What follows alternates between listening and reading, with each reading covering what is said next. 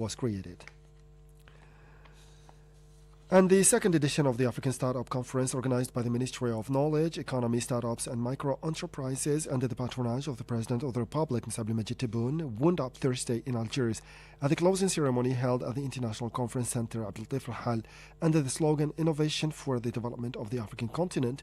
The Minister of the Knowledge, Economy, Startups and Micro-Enterprises, Yassine Mehdi Walid, said that the three-day event had created a space for exchange of experience in the field of startups and for building a common vision on policies to support this type of innovative and wealth-creating companies in Africa. The second Algiers Ministerial Declaration for the Development of Startups, adopted by the Summit of African Ministers in charge of startups held within the framework of this conference with the participation of 34 countries, was read out on this occasion. And the Minister of War, Veterans and Rights Holders, Laïd Rabiga, has said that history will forever remember Algeria's constant support for the Palestinian cause. The statement was made at a ceremony organized by the ministry in coordination with the Palestinian Embassy in Algiers on the occasion of the 35th anniversary of the proclamation from Algiers of the State of Palestine. The ceremony took place at the Palace of Nation in Algiers in the presence of the national organizations and representatives of Palestinian factions.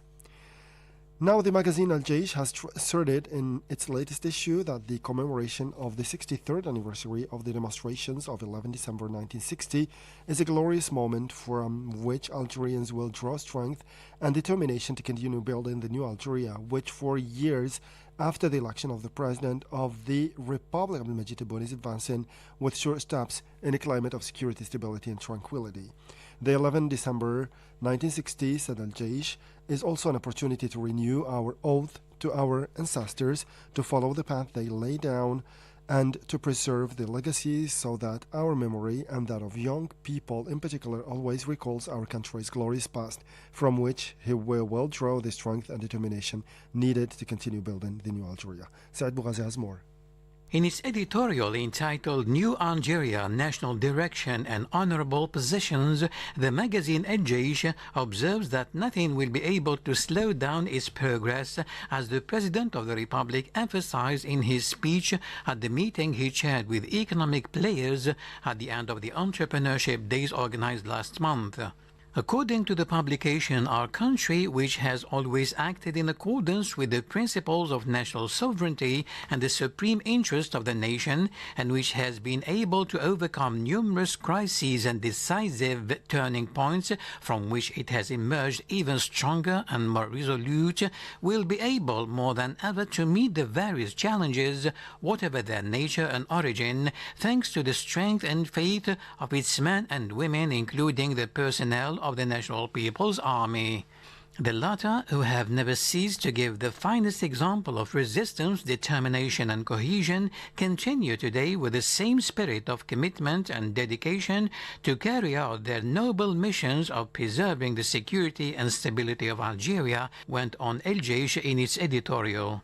The publication also noted that in a world characterized by instability in an international and regional context marked by fears and tensions reflected in an exceptional, complex and sensitive situation, this month of December also coincides with the 75th anniversary of the Universal Declaration of Human Rights, which the world is commemorating this year while witnessing in deafening silence the odious crimes and immoral massacres perpetrated by the Zionist entity against the defenseless Palestinian people.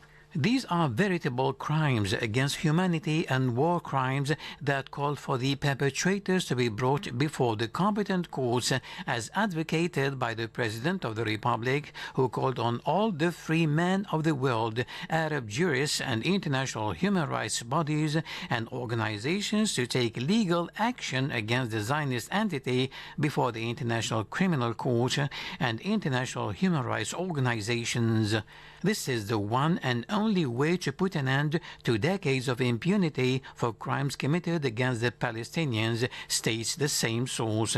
The publication concludes by mentioning that this appeal reaffirms once again our country's unchanging position with regard to this deep wound in the body of the nation, which will always remain a source of interest and concern for the Algerian state, which has never renounced and will never renounce its principles and its constant positions in favor of just causes in the world, first and foremost the Palestinian and Sahrawi causes.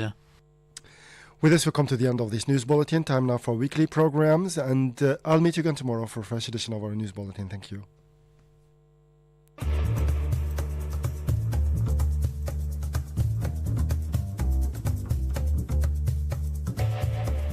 Hello and good to have you with us in our program devoted to Algerian figures and personalities who marked history, notably in arts.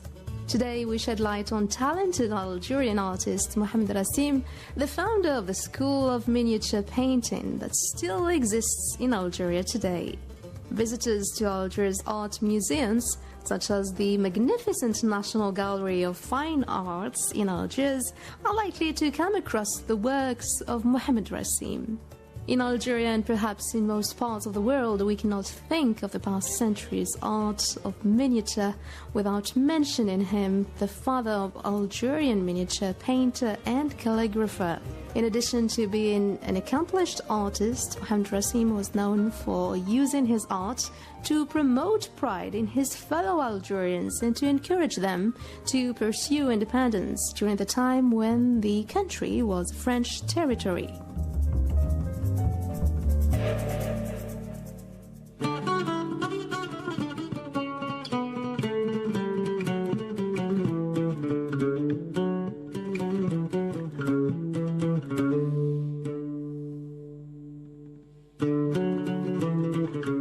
Born in Algiers on the 24th of June, 1896, Mohamed Rassim was born into an artist's family, and his talent for drawing was revealed during his primary school education when he was given the task of copying decorative Islamic motifs during a state workshop organized by the then French Governor-General of Algeria, Charles Jonnart. Originally of Turkish descent, the family's property was confiscated by the French regime. Undaunted, Rassim's father established a copper working and wood carving workshop in the Casbah of Algiers.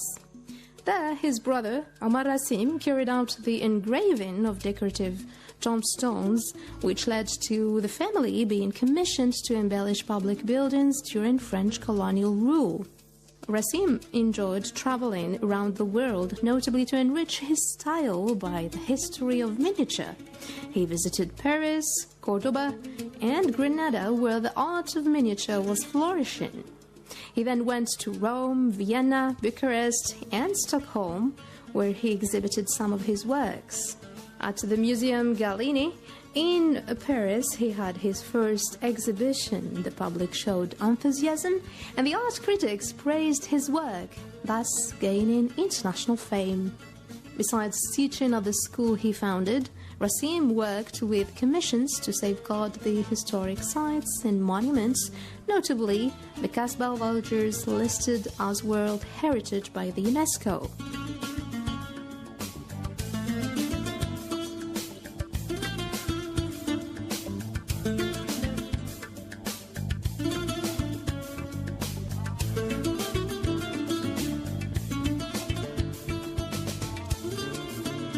Upon discovering miniature paintings created by Persian, Mughal and Andalusian artists for Muslim nobility, Rassim embraced his style of painting, adding his own artistic expression, including traditional motifs and calligraphic forms.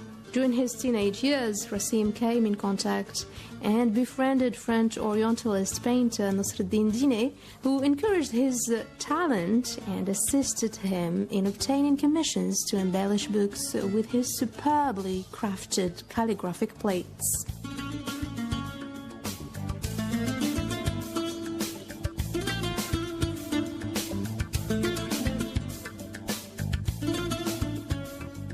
His ability to artistically recreate an era prior to the arrival of the French colonists, made Mohamed Rassim a prominent figure in the Algerian culture. In his works, the people of Algeria are depicted in fine clothing and are engaged in cultural activities, indicating a high level of prosperity, which some critics saw as a suggestion that these were lost when the French arrived. However, Rassim was known to acknowledge that his work had come about because of the presence of the French in Algeria. Whatever his motivation or the interpretation of his work by others, Mohamed Rassim's artistic talent is clearly evident in his work. It's worth mentioning that Rassim made the ornamentations of several of his friend Nasruddin Etienne Diné's books, including Muhammad's Life.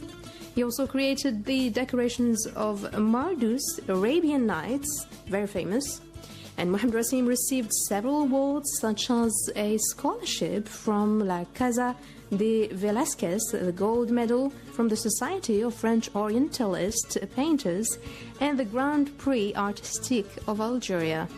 He taught at the School of Fine Arts of Algiers and was an honorary member of the Royal Society of Miniature Painters, Sculptors, and Gravers. And after Algeria's independence, he became an advisor to the Minister of Culture. Rassim's miniatures depict the Algerian society and people before the French colonization, and the people are shown to be prosperous, wearing fine costumes. Mohamed Rassim and his Swedish wife, Karine Bonson, were assassinated in El Biar in 1975. The crime hasn't been solved as of today.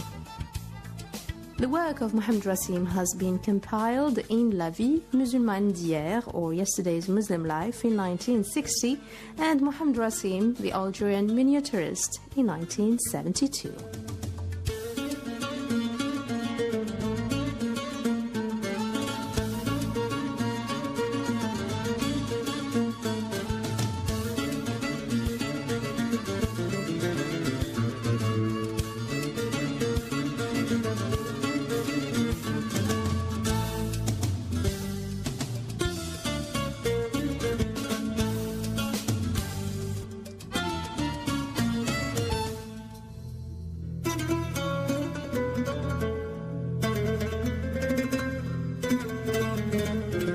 Algerian figures, writers, poets, or artists who marked history.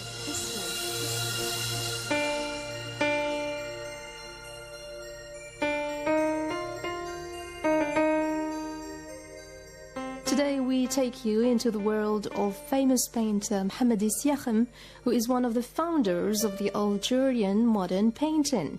He was also press caricaturist and designer of movie sets, notably for La Voix or The Way of Slim Riyad or Poussière de Juillet or Dust of July, directed and produced for the Algerian television with his lifelong partner, writer, poet and playwright Kateb Yassine, who nicknamed him Eye of the Lynx. His friendship with Kateb Yassine, who he met in Paris in the 50s, translated into the artistic work of each of them with poems and illustrated texts or paintings with handwritten poems such as the painting Siakhem Eye of the Lynx, 30 Years of a Painter's Hell, which was later published by the Ministry of Labour and Social Affairs here in Algiers in a brochure to pay tribute to Siakhem.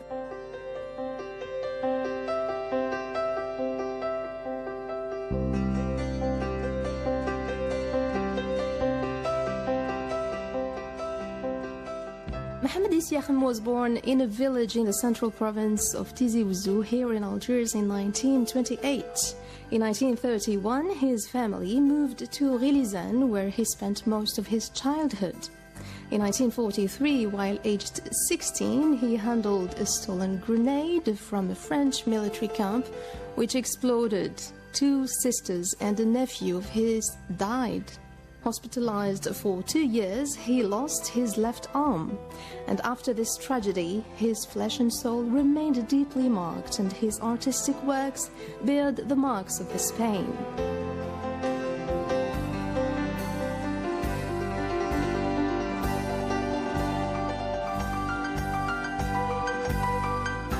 Between 1947 and 1951, he was a student at the Society of Fine Arts of Algiers before joining the School of Fine Arts of Algiers and following the courses of miniaturist Omar Rassim. Between 1953 and 1958, he attended the School of Fine Arts of Paris. And in 1958, Isiakham left France to Germany and then to East Germany, where he had been established until the Algerian independence. In 1962, Isiakham returned to Algeria, where he was the cartoonist of the daily Alger Républicain. And in 1963, he was one of the founding members of the National Union of Plastic Arts. From 1964 to 1966, he was head of painting workshop at the School of Fine Arts in Algiers, counting among his pupils many famous world artists like Xena Milicevic, French painter, architect, and town planner.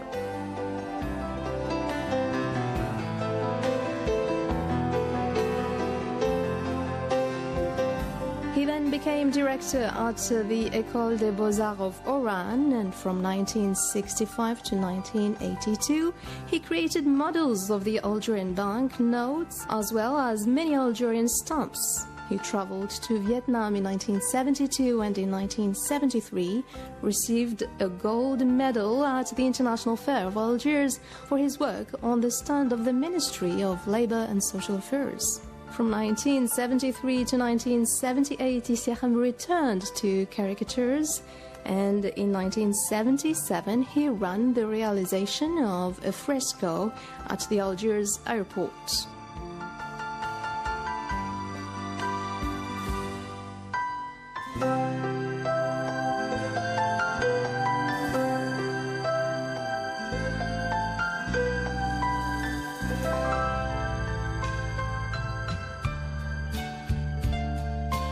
Speaking about the hard times Isiakham went through, Katib Yassin says in his own words that he saw the painter destroy a painting in supreme effort to express his creative tension, as if all his work was the big grenade which never exploded in his hands. That's how Katib Yassin described his friend. Very influenced by the strong personality of his mother, but also by the cruel relation he had with his mother. After the incident, Mohamed Isiakham's work was naturally centered on a portrait, most of the time a dark one, of the Algerian women. And for his part, the biographer of Katib Yassin and Mohamed Isiakham, namely Ben Amar Median, art historian and lifelong companion of these two creative geniuses, forged in the tragedy, compare the painter to Vincent van Gogh, two instinctive creators, deeply marked by sorrow and pain, who he says will find an outlet in the important number of dark self-portraits devoid of aesthetic artifice the two artists realized.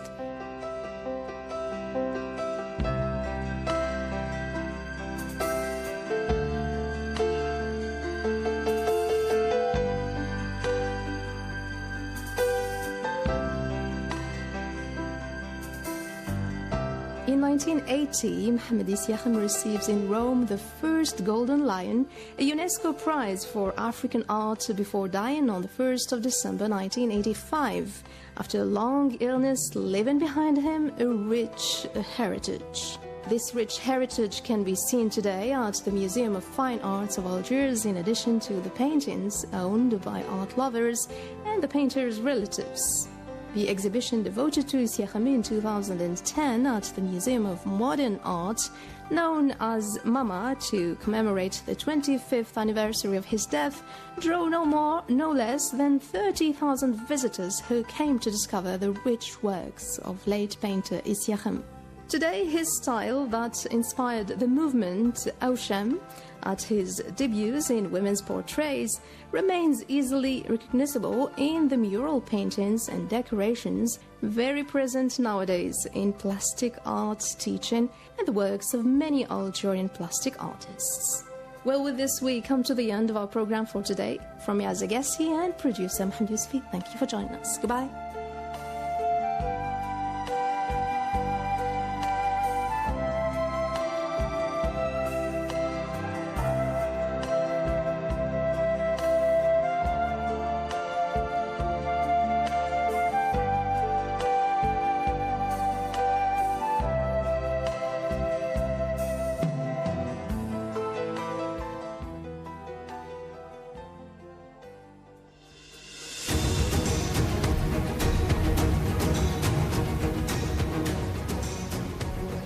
صامدين، احنا صامدين، احنا صامدين مع المقاومة. لو آخر نفس فينا، لو آخر طفل فينا، احنا منصورين بإذن الله تعالى. الله سبحانه وتعالى حيخسفهم. احنا من أجل دعوة الله بنحارب. لا قتلوا شيخ، قتلوا الأطفال، قتلوا الشيوخ، قتلوا النساء، دمروا عليهم الناس تحت الردم. لا في تيجي الصحافة كل نسيرنا لما كتب الله. يا مرحب بالشهادة. اللهم خذ من دماءنا، اللهم خذ من دماءنا حتى ترضى يا رب. والله كنا مشروع شهادة.